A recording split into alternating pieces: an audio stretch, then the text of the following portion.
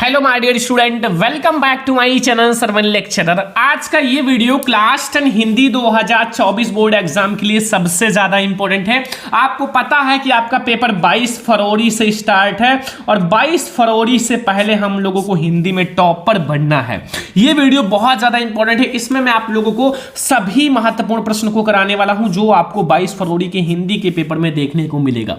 ठीक है, ये आपको महत्वपूर्ण प्रश्न समझ ही लेना है क्योंकि आपके पेपर में वही 100% आएगा, क्योंकि मैं आप लोगों को वही टॉप क्वेश्चंस कराता हूं जो बोर्ड एग्जाम में जरूर आए। ठीक है, तो 22 फरवरी को पेपर के दिन आप देख लेना, ये पेपर में आपको 100% देखने को मिलेगा। 22 फरवरी को पेपर में 100% आएगा। तो आप लोग इस वीडियो को लाइक कर देना, चैनल पर नए हैं तो सब्सक्राइब भी कर लेना, क्योंकि मैं आप लोगों के लिए ही ये इंपॉर्टेंट क्वेश्चंस लाया हूं। ठीक है, तो आप लोग हिंदी का ये महत्वपूर्ण प्रश्न समझ कर ही जाना, बहुत ही ज्यादा इंपॉर्टेंट है। तो सबसे पहले हम लोग देखते हैं गद्यांश। गद्यांश जो है वो वेरी इंपॉर्टेंट है, जो मैं आपको बताने वाला हूं, और ये 6 मार्क्स आपका फिक्स कराएगा। 6 में 6 नंबर आपका 6 मार्क्स फिक्स कराएगा माय डियर स्टूडेंट। ध्यान से समझना, बहुत ज्यादा इंपॉर्टेंट है। आपको जितने अच्छे से समझोगे उतना ज्यादा नंबर मिलने का चांस होता है। ठीक है, लिखोगे कैसे कैसे क्या करना है, गद्यांश पद्यांश सब कुछ है, आपके सारी चीजें हैं, संस्कृत गद्यांश पद्यांश निबंध सब कुछ इस वीडियो में है। तो देखो, सबसे पहले 22 फरवरी को जब आपको पेपर दिया जाएगा तो ऐसे आपको गद्यांश मिलेगा, और गद्यांश में आपको दिखा रहा हूं कैसे रहता है। जैसे विश्वास पात्र मित्र जो होता है जीवन में एक औषधि है, जो है विश्वास पात्र मित्र जिस पे आप विश्वास कर सको। ठीक है, तो वो जो विश्वास पात्र मित्र होता है वो जीवन की एक औषधि होता है। औषधि का मतलब दवा। हमें अपने मित्रों से यह आशा रखनी चाहिए कि वो उत्तम संकल्पों से हमें दृढ़ करेंगे। हमें जो अपने मित्र हैं उनसे यह आशा रखनी चाहिए कि वो जो है हमें अपने उत्तम संकल्प, अच्छे बातों से हमें दृढ़ रखेंगे। दोषों और त्रुटियों से हमें बचाएंगे। जो दोष होता है, त्रुटि होता है, गलतियों से हमें बचाएंगे। सत्य, हमारे सत्य, पवित्रता और मर्यादा के प्रेम को पुष्ट करेंगे। जो हमारी सत्य, पवित्रता और मर्यादा का जो प्रेम है उसको पुष्ट करेंगे। जब हम कुमार्ग पर पैर रखेंगे, कुमार्ग का मतलब होता है गलत रास्ते पर जब हम चलेंगे तब वो हमें सचेत करेंगे, तब वो हमें सचेत करेंगे कि ये रास्ता सही नहीं है, हमें ये रास्ता चेंज कर लेना चाहिए, क्योंकि ये जो है ये बिल्कुल गलत रास्ता है। जब हम हतोत्साहित होंगे, जब हम हतोत्साहित का मतलब डीमोटिवेट होंगे, तो हमें वो क्या करेंगे, मोटिवेट करेंगे, उत्साहित करेंगे। ठीक है, यहां तक हमारा अंडरलाइन है। अंडरलाइन का अर्थ है बहुत ज्यादा इंपॉर्टेंट, ये आपका 2 नंबर क्लियर कराएगा जो अंडरलाइन वाला है, क्योंकि आपके बोर्ड एग्जाम में रेखांकित अंश की व्याख्या नाम सुना है, वो जरूर आता है। ठीक है, तो ये जो है रेखांकित अंश की व्याख्या ही करना है आपको बोर्ड एग्जाम में। फिर देखो नीचे, सारांश यह है कि हमें उत्तम पूर्वक जीवन निर्वाह करने में हर तरह से सहायता देंगे, और सच्ची मित्रता में उत्तम से उत्तम वैध की निपुणता और परख होती है। अब देखो, ये बहुत ज्यादा इंपॉर्टेंट हमारा गद्यांश है, तो इसको आपको सॉल्व भी बहुत ही अच्छे से करना है, क्योंकि हमें 6 में 6 नंबर लाना है, ऐसा नहीं 6 में 4 नंबर, क्योंकि हमें टॉपर बनना है। हिंदी तो एक आसान सा सब्जेक्ट है, इसमें आप 95 99 स्कोर कर सकते हो, क्योंकि जो बच्चे पेपर दे चुके हैं वो 99 तक स्कोर किए हैं इस चैनल से। ठीक है, तो इसमें 3 क्वेश्चन रहता है। देखो, पहला आ वाला कि प्रस्तुत गद्यांश का संदर्भ लिखिए। जो हमारा प्रस्तुत गद्यांश है, ये ऊपर जो गद्यांश है इसका संदर्भ लिखिए। यहां बहुत सारे मित्र नाम आए हैं, तो आपको पता चल गया होगा कि मित्रता पाठ से लिया गया है। रेखांकित अंश की व्याख्या करना है, जो हमारा रेखांकित अंश है उसकी अच्छे से व्याख्या करनी है। ठीक है, और सा वाला है व्यक्ति को अपने मित्रों से कैसी उम्मीद रखनी चाहिए। जो व्यक्ति होता है, लोग जो होते हैं, उनको अपने मित्र से कैसी उम्मीद रखनी चाहिए। ठीक है, तो इन 3 क्वेश्चन का आंसर देना है। सबसे पहले ये आपको पता चल गया, यहां हर बार मित्र की बात की गई है, तो ये मित्रता पाठ से लिया गया है। ठीक है, तो मित्रता पाठ के राइटर कौन है, पता है कि नहीं पता है? सभी को पता होगा ना। तो मित्रता के जो राइटर हैं वो आचार्य रामचंद्र शुक्ल जी हैं। ठीक है, तो सबसे पहले आपको लिखना होता है संदर्भ, क्योंकि आपको संदर्भ पे ही 2 मार्क मिलता है। ठीक है, 2 नंबर। तो आप संदर्भ कैसे लिखोगे भाई? संदर्भ लिखने का सही तरीका समझ लो, हर एक में आप यही संदर्भ अप्लाई कर सकते हो, केवल पाठ का नाम और लेखक का नाम चेंज करना है। ठीक है, तो कैसे लिखोगे? देखो, हमारा ये गद्यांश है ना, तो लिखो प्रस्तुत गद्यावतरण। जो हमारा ये दिया गया है प्रस्तुत गद्यावतरण जो है, उसके जो राइटर हैं वो आचार्य रामचंद्र शुक्ल जी हैं। कौन है? आचार्य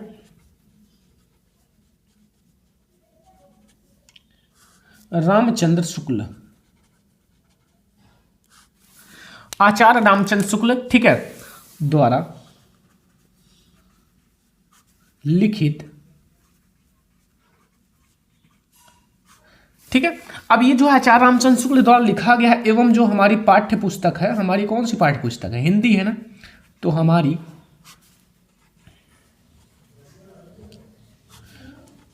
पाठ्य पुस्तक, अब ये जो पाठ्य पुस्तक है वो क्या है? हिंदी है, तो इसको आप ब्लैक से लिखना। जो चीज मैं आपको ब्लैक से बता रहा हूं वो ब्लैक से लिखना, क्योंकि वो हाईलाइट रहता है और एग्जामिनर की आंखों को अट्रैक्टिव करता है और आपको नंबर भर भर के देता है। ठीक है, तो वो ध्यान रखना। मैं इसलिए आपको बता रहा हूं कि हर एक पॉइंट पे फोकस करो, क्योंकि जब आप हर एक छोटे से छोटे पॉइंट पर फोकस करोगे तभी आप जीत पाओगे।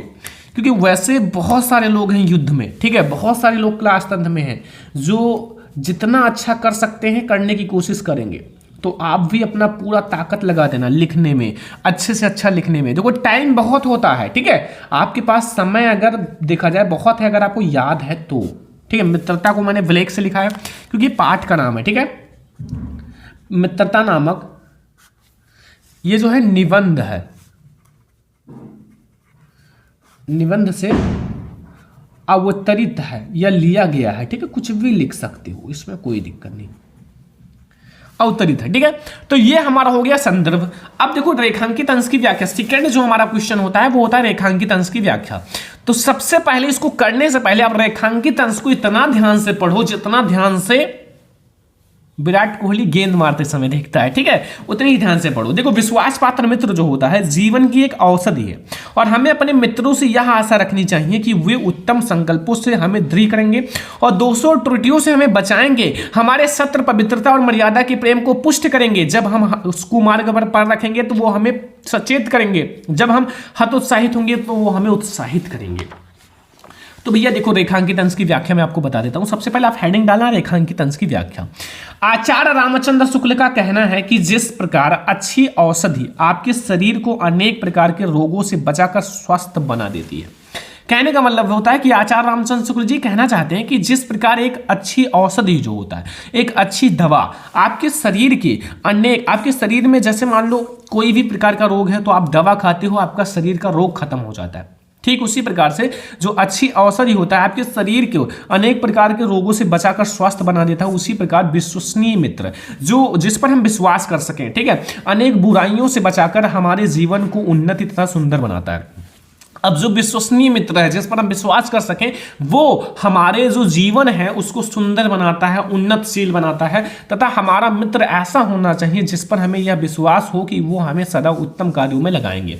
और हमें ऐसा ही मित्र बनाना चाहिए जो आपको अच्छी अच्छी बातों को सिखाए, कभी भी गलत बातों को ना सिखाए। ठीक है, और हमारे मन में अच्छे विचारों को उत्पन्न करेगा और हमारे मन जो है उसमें अच्छे अच्छे विचारों को उत्पन्न करेगा, बुराइयों से बचाएगा, सत्य और मर्यादा के प्रति विकसित करेगा। जब हम बुरे मार्ग पर चलेंगे तो वो हमें बचाएगा, जब हम हतोत्साहित होंगे तो वो हमें उत्साहित करेगा। बस इतना सा लिखना है, अपनी भाषा में लिख दो जैसे आप बोलते हो, लाइक ए सरल लैंग्वेज में। ठीक है, अब वो तो आपका थोड़ा सा हिंदी लैंग्वेज था, थोड़ा सा हार्ड लैंग्वेज था, अब आपको इसको सरल लैंग्वेज बना देना है। ठीक है, तीसरा है कि व्यक्ति को अपने मित्रों से कैसी उम्मीद रखनी चाहिए। जो व्यक्ति है, कोई भी व्यक्ति है, अगर उसके मित्र है तो उसको कैसी उम्मीद रखनी चाहिए। देखो व्यक्ति को अपने मित्रों से यह उम्मीद रखनी चाहिए कि उन्हें उत्तम कार्यों की ओर प्रवृत्ति करे, यानी कि उत्तम कार्यों की ओर जाने दे और बुराइयों और गलतियों से उन्हें बचाएंगे और सत्य, पवित्रता और मर्यादा के प्रति प्रेम को विकसित करेंगे। तो ये हमारा है माय डियर स्टूडेंट महत्वपूर्ण गद्यांश। ये जो गद्यांश है बोर्ड एग्जाम के लिए वेरी इंपॉर्टेंट है। ठीक है, तो ये गद्यांश समझ में आ गया। ये लॉन्ग गद्यांश है, लॉन्ग गद्यांश थोड़ा सा लॉन्ग है बट बहुत ही ज्यादा इंपॉर्टेंट है। तो अब हम लोग देखते हैं नेक्स्ट हमारा है पद्यांश। देखो पद्यांश में एक बहुत ही ज्यादा इंपॉर्टेंट लाया हूं जो बोर्ड एग्जाम के लिए वेरी इंपॉर्टेंट है। टेंशन मत लेना, मैं आपको एक एक चीज को अच्छे से समझाऊंगा। ठीक है, लिखा हुआ ये हमारा पद्यांश है। ये भी कितना है, मतलब 6 नंबर का आता है, सभी को पता है, वेरी इंपॉर्टेंट है। और ये भी आपको 6 में 6 नंबर देकर जाएगा, लेकिन ध्यान से समझना इसमें कह क्या रहा है। लिखा हुआ है पुरते निकसी रघुवीर वधु धर धीर दय डग में मग में। ठीक है, मग में डग है। एंड झलकी भरी भाल कनी जल की पुटकी सखी गए मधुराधर है। ठीक है, एंड फिर बुझती हैं चलनो अब केत की पूर्ण कूट करिहूं कित है और ते की लखी अदरा पिए की अखियां अति चारु चलकी हमें। ठीक है, तो ये हमारा बहुत ज्यादा इंपॉर्टेंट है, थोड़ा सा आपको हार्ड लग सकता है बट इंपॉर्टेंट है। अब इसमें आपको 3 क्वेश्चंस मिलेंगे। पहला देखो, ये आपको पहले ध्यान से पढ़ना है, जितना ध्यान से हो सके, जितना ध्यान से आप हो सके उतने ध्यान से पढ़ लेना, क्योंकि इसको जितना ध्यान से पढ़ोगे उतनी जल्दी आपको उसका सारांश पता चल जाएगा। ठीक है, तो पहला है प्रस्तुत गद्यांश का संदर्भ लिखिए, व्याख्या कीजिए। जो प्रस्तुत ये हमारा पद्यांश है, ठीक है, इसका आपको संदर्भ भी लिखना है, संदर्भ का मतलब पाठ का नाम और कवि का नाम, और इसका व्याख्या भी करना है। दूसरा है किस कारण सीता जी के माथे पर पसीना आ रहा था और ओठ सूख रहे थे। कौन सा कारण है, जब सीता माता वनवास जा रही थी तो उनके माथे पे पसीना आ रहा था और ओंठ जो है वो सूख रही थी। ठीक है, एंड तीसरा है श्री राम के नेत्रों से आंसू क्यों बहने लगे। जो श्री राम जी हैं उनके नेत्रों से आंसू, आंसू का मतलब है कि जानते हो आंसू, आंखों से आंसू गिरते हैं, वो क्यों बहने लगे। तो चलो देखते हैं। सबसे पहले हमने एक सुंदर सा संदर्भ लिख रखा है जो आपके 2 नंबर क्लियर कराएगा। तो संदर्भ वही सेम है, कुछ है नहीं चेंज, बस केवल पाठ का नाम, कवि, ये सारे लेखक का नाम, ये थोड़ा चेंज करना पड़ता है। तो सबसे पहले आप संदर्भ हेडिंग डालो, लिखा क्या है, प्रस्तुत पद्यांश। ये हमारा पद्यांश है या फिर काव्य खंड है, कुछ भी कह सकते हो। तो प्रस्तुत पद्यांश जो है गोस्वामी तुलसीदास द्वारा रचित कवितावली से हमारी पाठ्य पुस्तक हिंदी के काव्य खंड में संकलित वन पथ पर शीर्षक से कविता से अवतरित है। ये देखो बहुत आसान है। सबसे पहले आपको ये करना है कि प्रस्तुत जो हमारा पद्यांश है गोस्वामी तुलसीदास इसके लेखक हैं, सभी को पता है। ठीक है, इसमें हमारा जो है गोस्वामी तुलसीदास जी हैं, क्योंकि ये हमारा वन पथ पर शीर्षक से है। और धनुष भंग वन पथ पर किसने लिखा है, ये हमारा वन पथ पर शीर्षक से। धनुष भंग अलग है, क्योंकि धनुष भंग का मतलब होता है जिसमें धनुष तोड़ा जाता है, राम भगवान जिसमें धनुष तोड़ते हैं, और वन पथ पर जिसमें राम भगवान वन जाते हैं। ठीक है, 14 वर्षों का वनवास होता है ना, तो उसमें। तो सबसे पहले आपको लिखना क्या है कि प्रस्तुत पद्यांश जो है गोस्वामी तुलसीदास द्वारा रचित कवितावली से हमारी पाठ्य पुस्तक हिंदी के काव्य खंड में संकलित वन पथ पर शीर्षक से लिया गया है, यह वन पथ पर शीर्षक से अवतरित है। व्याख्या समझो, व्याख्या कैसे करनी है। देखो, राम लक्ष्मण और सीता बड़े धीरज के साथ, ठीक है, सिंगवसरपुर से आगे 2 कदम ही चले थे। ठीक है, ज़्यादा भी दूर नहीं गए थे, बहुत ही नज़दीक थे, चले थे। तभी सीता जी के माथे पर पसीना की बूंदें झलकने लगी। तभी राम भगवान देखते हैं कि भाई सीता माता के जो मतलब माथे हैं उस पर पसीने झलक रहे हैं, पसीने गिरने लगे हैं, और उनके सुंदर ओंठ थकान के कारण सूख गए हैं। और उनके जो सुंदर ओंठ हैं, लिप्स हैं, वो क्या है, थकान के कारण सूख गए हैं। और तब सीता जी ने अपने प्रियतम राम से पूछी, अभी हमें कितनी दूर तक चलना पड़ेगा। देखो, अब वो राम भगवान से पूछती हैं कि अभी हमें कितनी दूर तक चलना पड़ेगा। ठीक है, बहुत ज़्यादा थक चुकी थी और बहुत ही ज़्यादा ये हार्ड वर्क है भाई साहब, ये कोई कर नहीं पाएगा आज की दुनिया में। ठीक है, 14 वर्ष का वनवास, कितनी दूरी पर पत्तों की कुटिया बनाकर रहेंगे। और अंतर्यामी श्री राम सीता जी की व्याकुलता, व्याकुलता का मतलब होता है जब आप वही काम डेली करोगे तो आप व्याकुल हो जाओगे। वैसे अब इनको चलना ही था, वनवास था, तो फिर ये व्याकुल हो गए। ठीक है, व्याकुलता का कारण तुरंत समझ गए और कि वे बहुत थक चुकी थी और विश्राम करना चाहती थी। ठीक है, और राजमहल का सुख भोगने वाली अपनी पत्नी को ऐसी दशा देखकर श्री राम के सुंदर नेत्रों से आंसू टपकने लगे। देखो, ये जो थी बहुत ही ज़्यादा अमीर थी और ये जो महलों में रहती थी सीता माता। और फिर क्या हुआ कि जब इनको भैया 14 वर्ष का वनवास हुआ तो इनको बहुत ज़्यादा मेहनत करना पड़ा, बहुत ज़्यादा चलना पड़ा। इससे श्री राम जी जब उसके सुंदर नेत्रों को श्री राम अपने उनको देखती हैं तो उनके सुंदर नेत्रों से आंसू टपकने लगते हैं, ऐसी स्थिति देखकर। ठीक है, अब आ जाओ भैया दूसरा क्वेश्चन। इसमें लिखा हुआ है किस कारण सीता जी के माथे पर पसीना बहने लगा या पसीना आ रहा था और ओंठ सूख रहे थे, और ओंठ क्यों सूख रहे थे। तो चलो ये भी देखते हैं। देखो,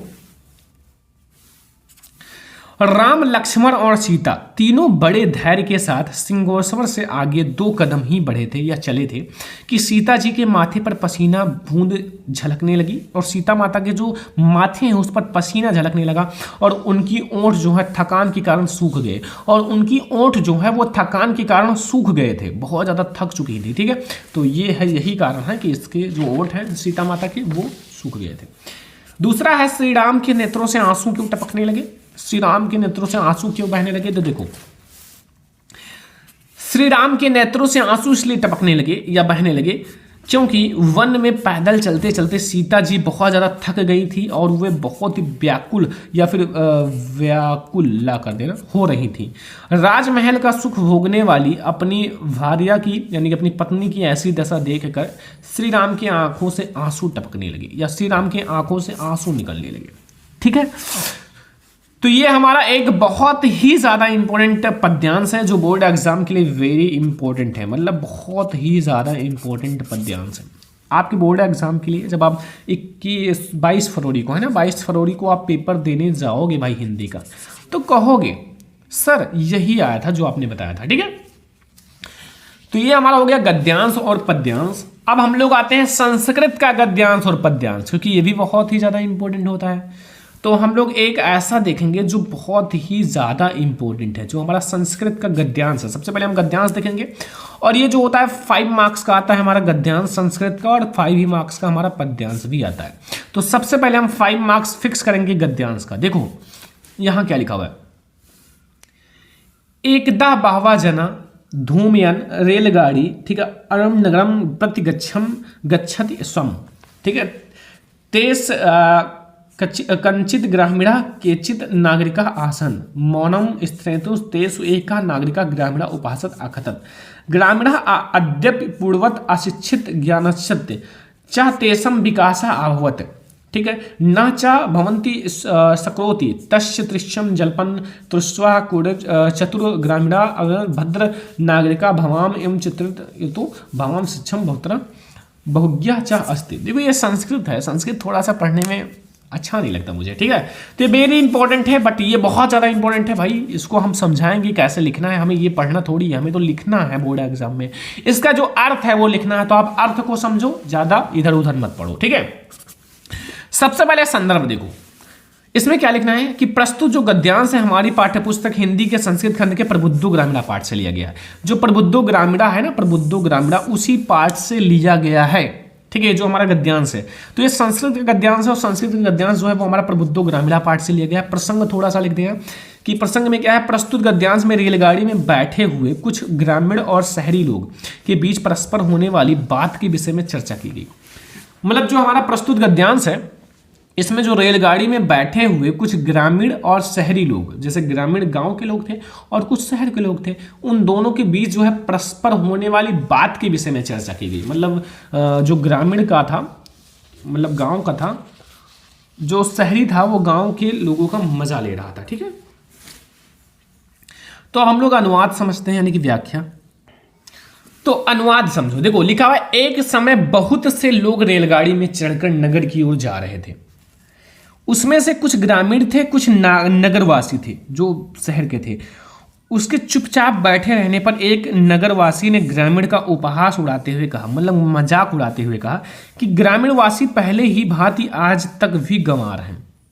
मतलब जो ग्रामीण के लोग हैं, गांव के लोग हैं, वो जैसे पहले थे गंवार, अब भी गंवार हैं और अनपढ़ हैं। ना तो उनका विकास हुआ है और ना ही हो सकता है। उसके नगरवासी के इस प्रकार के कथन को सुनकर कोई चतुर ग्रामवासी बोला, हे नगरवासी भाई, आप ही कुछ कहें, क्योंकि आप शिक्षित और जानकार समझदार हैं। बस इतना करना है। जब आप पूरे पाठ को पढ़ोगे तब आपको मजा आएगा। ठीक है, बहुत ज़्यादा इंटरेस्टिंग ये आपको लगेगा, क्योंकि बहुत ही ज़्यादा अच्छा है ये पाठ, क्योंकि इसमें आपको एक बहुत ही अच्छा पहेली है जो कि बताया जाएगा। ठीक है, तो ये आपको भैया संस्कृत का पद्यांश गद्यांश समझ में आ गया। ये 5 मार्क्स का आता है, 5 मार्क्स आपको फिक्स कराएगा। अब हम लोग देखेंगे संस्कृत के जो हमारा इंपॉर्टेंट पद्यांश है, जो बोर्ड एग्जाम के लिए वेरी इंपॉर्टेंट है। तो चलो हम लोग देखते हैं संस्कृत के इंपॉर्टेंट पद्यांश।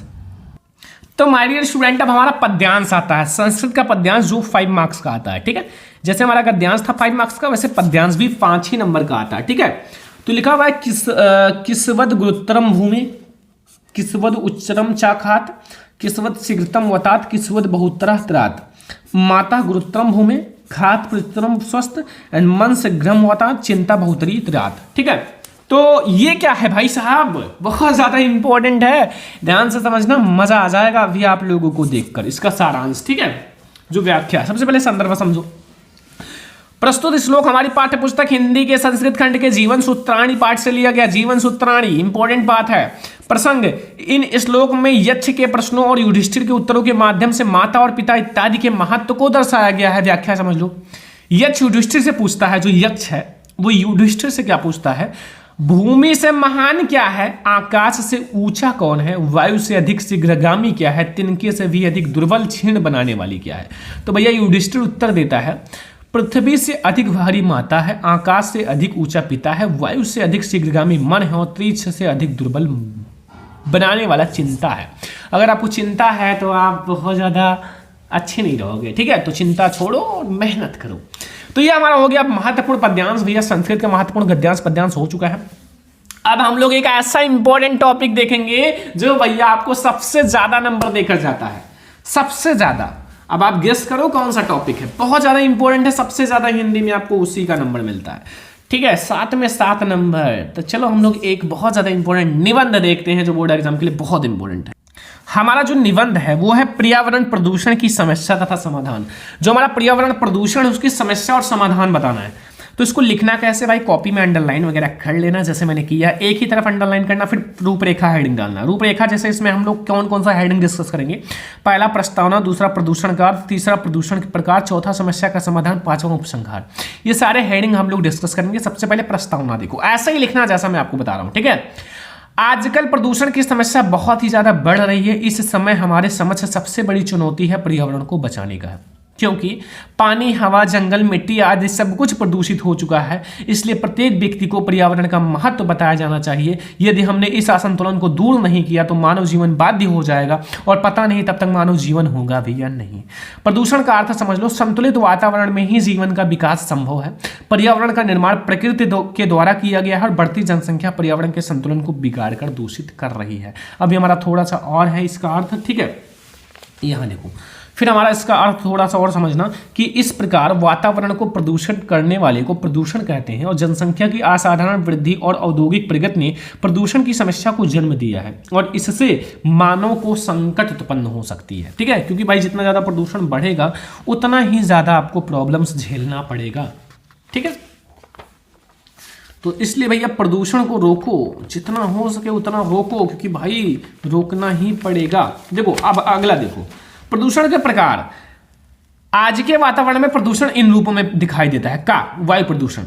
वायु जीवन का अनिवार्य स्रोत है और प्रत्येक प्राणी को स्वस्थ जीवित रूप से जीवित रहने के लिए शुद्ध वायु अर्थात ऑक्सीजन की आवश्यकता होता है। आजकल वायुमंडल में ऑक्सीजन का संतुलन बिगड़ रहा है और वायु की अनेक हानिकारक गैसों से प्रदूषित हो चुकी है। जो हमारा वायु है वो भी बहुत सारे हानिकारक गैसों से प्रदूषित हो चुकी है। हम लोग सांस लेते हैं तो हानिकारक गैसों का सांस लेते हैं जो हमारे फेफड़े को कहीं ना कहीं प्रभावित करता है, ठीक है। खा है जल प्रदूषण। जल को ही जीवन कहा जाता है, ठीक है। एंड आजकल इतना प्रदूषण बढ़ रहा है कि जल भी प्रदूषित हो रहा है। उससे भयानक बीमारियां होती हैं जिससे लोगों का जीवन खतरे में है, ठीक है। अगला हम लोग देखते हैं प्रकार।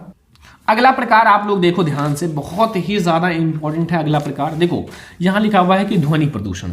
ध्वनि प्रदूषण भी एक आज की नई समस्या है। देखो आप लोग कोई भी ध्वनि होता है तो उसमें प्रदूषण होता है।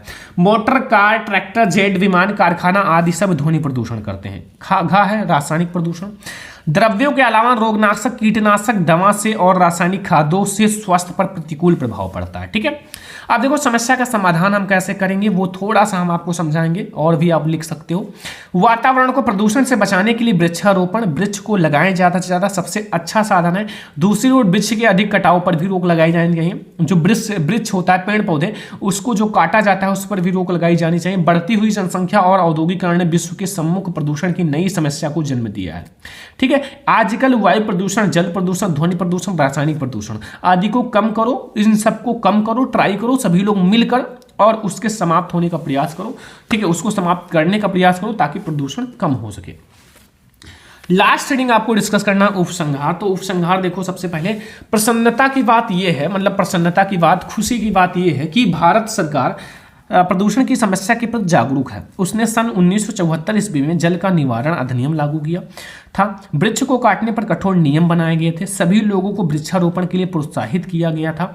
न्यायालय द्वारा प्रदूषण को फैलाने वाले उद्योग को महानगरों से बाहर ले जाने का आदेश दिए। एंड यह संकल्प लें कि जीवन में अच्छा अवसर आने पर आप कोई एक ना एक वृक्ष जरूर लगाओ, ठीक है। तो ये हमारा हो गया निबंध, बहुत ही ज़्यादा इंपॉर्टेंट। तो इस वीडियो में हमने क्लास 10 हिंदी के इंपॉर्टेंट गद्यांश भी देखा, पद्यांश भी देखा, इंपॉर्टेंट संस्कृत का गद्यांश, संस्कृत का पद्यांश, ऐसे करके हमने बहुत सारे इंपॉर्टेंट देख लिए और हमने निबंध भी देख लिया। ऐसे ही मैं आपको हिंदी सब कुछ पढ़ा दूंगा, ठीक है। आप लोग चैनल पर नए हो तो सब्सक्राइब कर लो फटाक से और वीडियो को लाइक कर दीजिए, ठीक है। शेयर कर दो अपने फ्रेंड्स के साथ ताकि वो भी इस चैनल से अच्छे से तैयारी कर लें। तो चलो हम लोग मिलते हैं नेक्स्ट इंपॉर्टेंट वीडियो में, तब तक के लिए जय हिंद।